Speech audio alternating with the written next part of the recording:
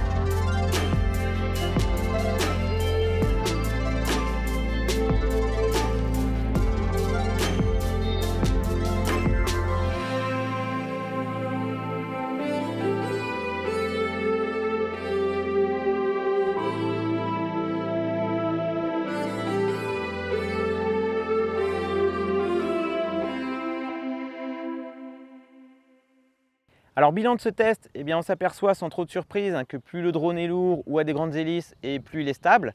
Donc dans l'ordre, on va dire que le R2S a une meilleure stabilité. Le Mini 3 Pro s'en sort vraiment très bien. Ensuite, je dirais que le Mini 2 a tendance à avoir peut-être des mouvements d'oscillation un petit peu plus importants. Et en dernière position, mais c'est quand même relativement correct, on a l'Autel Nano Plus qui lui compense beaucoup plus et a des évolutions, des mouvements qui sont un petit peu plus amples que les drones DJI.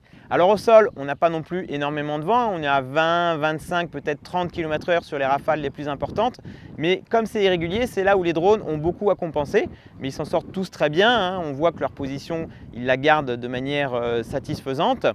Après, ils compensent tous ces mouvements-là par l'amortissement et la stabilisation au niveau de la caméra, donc on ne s'en aperçoit pas au niveau de l'image.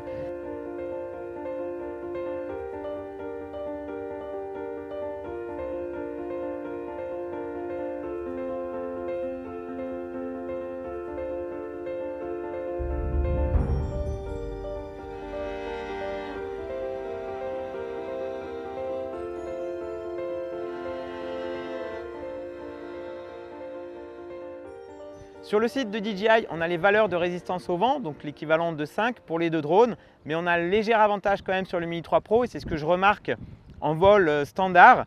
Je trouve qu'il a une meilleure résistance et que l'alarme de déclenchement de vent fort en hauteur se déclenche un tout petit peu plus tard que celle du Mini 2. Sur le R2S, j'ai eu une fois ou deux une alerte vent fort, mais c'est vraiment très rare puisqu'on a quasiment 10 km/h de plus que la vitesse maximale du Mini 3 Pro.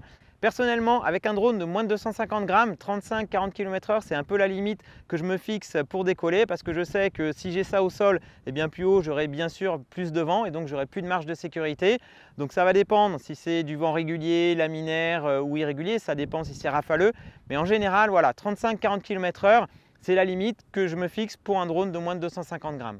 Alors voilà pour ma petite analyse du Mini 3 Pro dans le vent. Je sais qu'il y en a beaucoup parmi vous qui volaient dans le sud de la France ou alors dans les territoires ou départements d'outre-mer où c'est souvent vanté.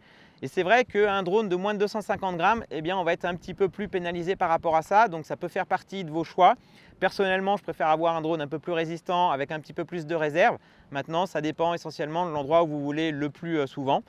Dites-moi ce que vous en pensez dans les commentaires. Et d'ici là, moi je vous dis à bientôt pour de prochaines vidéos.